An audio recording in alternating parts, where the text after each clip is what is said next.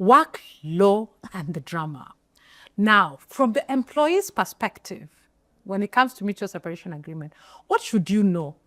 If your employer comes to you with a mutual separation agreement, what should you know?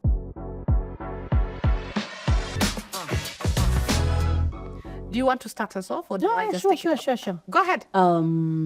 So if it was me and my employer comes with a mutual separation Yes, agreement, the first thing would be like, what is all this about? Mm. Yeah. What is happening? What is not happening? You know? Yeah. So I want to know why am I being terminated? Yes. I have a contract. I've been planning my life with this contract for the next 5 years. Yes. So I want to understand what has Even taking changed. loans. Yeah. Yeah. So I want to understand what exactly has changed for you now for us to be talking about cutting this relationship, abruptly. Yeah. Because like any other relationship, like we said, it's like a divorce.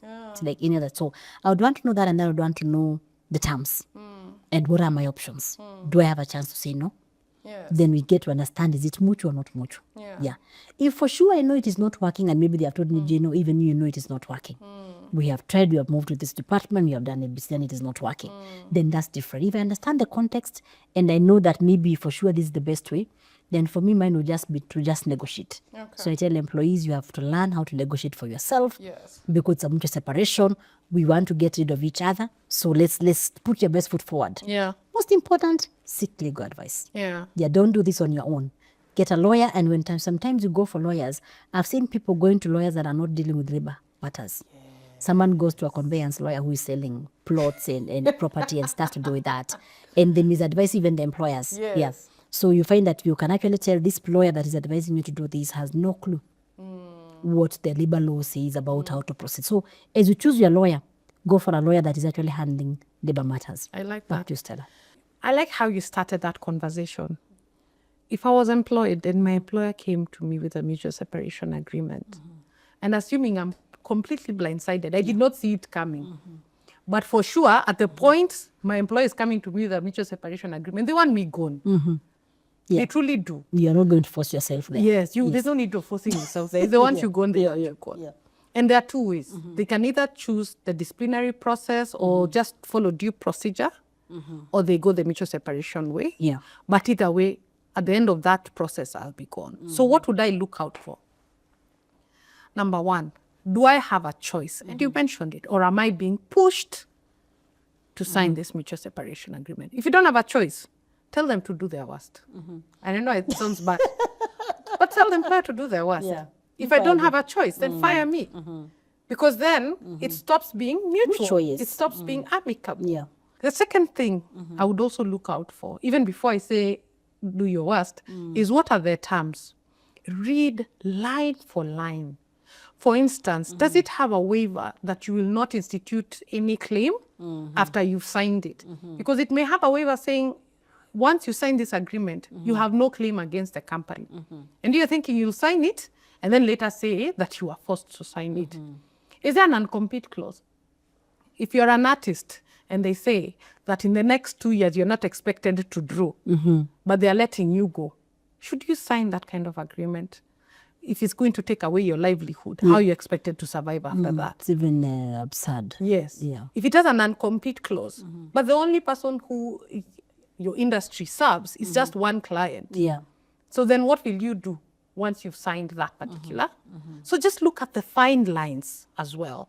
Then the other one I would say is negotiate for fair exit terms. What does this mean? It means what you said, medical package. Does that come with it? Why, if you were to fire me and you'd give me 3 months, then I would not negotiate for the same 3 months. Yeah. Maybe negotiate for slightly more. Yeah. Not to the point where it is unfair to the employer, but where it allows for both parties to actually mitigate any risk subsequent, right? So negotiate for fair terms. Whether it was bonuses that were meant to be earned, whether there were commissions, make sure all of that is put in there. And then ensure that also you've been given sufficient time to process it. There's nothing you're processing in 20 minutes. That one you're being pushed. Don't sign. Just say, I need more time. I need more time. Yeah. And I then can't seek sign now. legal advice. And this is independent. Trust me, the lawyer in the company is not your lawyer. It should be independent. You cannot go to your employer's lawyer and ask them, is this a fair document? Yeah. I would not do that. There's a case where a particular bottling company was sued by an employee. An employee said that I was not given time to seek legal advice, but she signed it 10 days later. So when she came to court, she was saying she did not seek legal advice.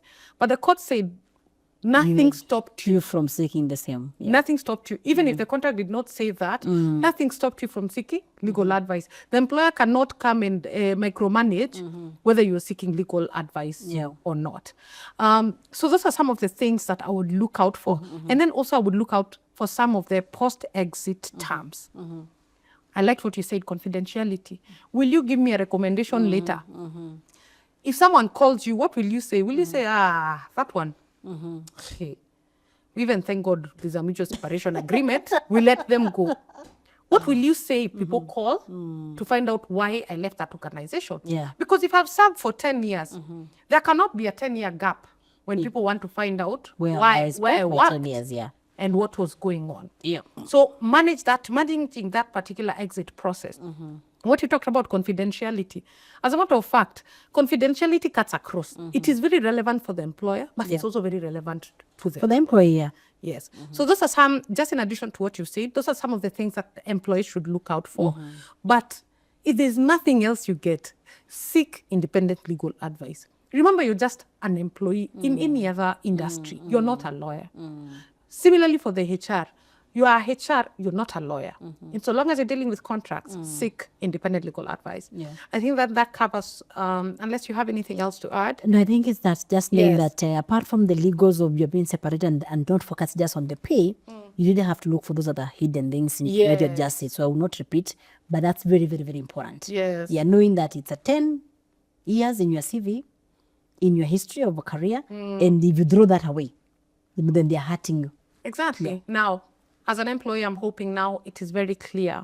Whenever you're signing a mutual separation agreement, please rewatch, re-listen to this particular conversation so that you're well guided and seek independent legal advice. That is all we have on work, law, and the drama. Thank you.